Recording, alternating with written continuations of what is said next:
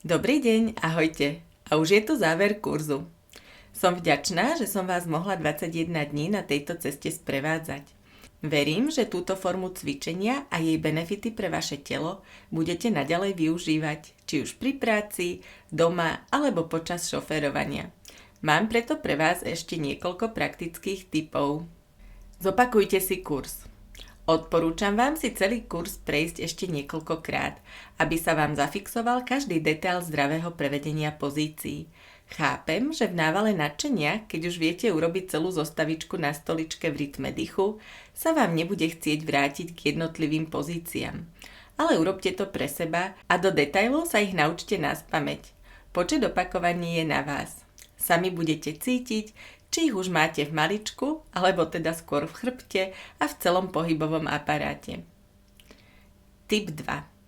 Cvičte so mnou, potom sami. Zo začiatku cvičte celý pozdrav slnku so mnou. Keď už budete mať celú sekvenciu uloženú v pamäti, cvičte bezo mňa v rytme svojho dýchu. Každý dýchame v inom tempe.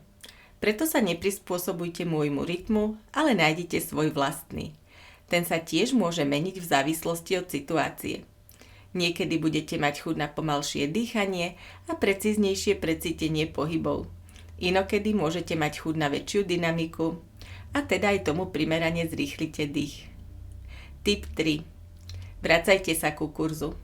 Aspoň jedenkrát za 6 mesiacov sa vráte k pozdravu slnku so mnou, prípadne k jednotlivým pozíciám. Niekedy totiž upadneme do rutiny a naša myseľ si vyberie len niektoré informácie a odfiltruje iné. Takto sa vám môže stať, že zabudnete na niektorý detail z pozície, ktorý by vám urobil veľmi dobre, keby ste si na ňo počas cvičenia spomenuli. Tip 4. Cvičte pri počítači. Keď sedíte a pracujete pri počítači, dávajte si krátke prestávky na pozdrav slnku. Ale aj pomedzi to cvičte neustále. Cvičíte už len tým, že si v spriamene sadnete. Vystavajte si teda aj pri počítači základnú pozíciu. Ruky pochopiteľne nebudú na stehnách, ale na myške a klávesnici. Dajte pritom pozor, aby lakte zostali čo najbližšie pri tele.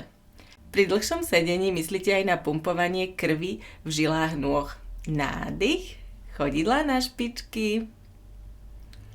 Výdych, chodidlá do zeme. Tip 5. Sedte v spriamene za volantom. Ak ste skúsený šofér, je šoférovanie tiež priestor na vystavanie si základnej pozície. Je to však trochu náročné, lebo sedadlo v aute je zvyčajne rôznym spôsobom tvarované. Tip 6. Cvičte pri telke. Skúste odteraz nesedieť pri telke zvalený v kresle alebo na sedačke v zhrbenej pozícii, ale využite aj pozeranie svojich obľúbených programov na cvičenie. Úplne stačí, keď budete po celý čas spriamene sedieť v základnej pozícii. Najjednoduchšie bude, keď si zoberiete k televízoru svoju stoličku na cvičenie. Ak to z nejakého dôvodu nie je možné a rozhodli ste sa sedieť v kresle alebo na gauči, použite trik s loptou. Úskalím sedenia v kresle a na gauči je, že sú častokrát príliš mäkké a zapadnete do nich. Tip 7. Cvičte hneď ráno a cíťte sa ako víťaz. Nájdite si každý deň aspoň 5 minút na cvičenie, ideálne hneď ráno. Chápem, že niektoré dni môžu byť veľmi náročné a ja som sa musela naučiť vytvoriť si čas pre seba. Každý deň začína meditáciou a cvičením, čo mi zaberie 40 až 60 minút. Cez týždeň tak vstávam veľmi skoro, lebo pracujem v nemocnici. Ale každé ráno sa cestou do práce cítim ako víťaz. Keby som aj nič iné v daný deň pre seba neurobila, to nevyhnutné minimum mám už za sebou a je to veľmi príjemný pocit, ktorý ma motivuje vytvoriť si každý deň pre seba ešte viac času. Tip 8. Nech robíte čokoľvek, robte to zdravo. Verím, že vás tento kurz motivoval viac sa hýbať a športovať. Nech už budete robiť akýkoľvek šport a pohyb, myslite na všetky princípy zdravého držania tela, ktoré sme sa naučili a skúste ich dodržiavať. Ak ich nejaký pohyb porušuje, je viac možností. Samotný pohyb je nezdravý, nedá sa realizovať zdravým spôsobom. Pohyb je priateľský voči telu, ale vaše prevedenie pohybu nie. Pohyb je priateľský voči telu, ale vrodená odchýlka vo vašom pohybovom aparáte vám ho neumožní realizovať zdravo.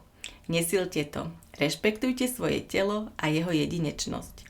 V prípade pochybností sa obráťte na kvalifikovaného inštruktora. Tip 9. Zostaňme v kontakte. Teším sa na vás a na ďalšie stretnutia s vami. Nech sa vám zatiaľ darí pri cvičení aj v živote. Želám vám veľa zdravých a šťastných dní.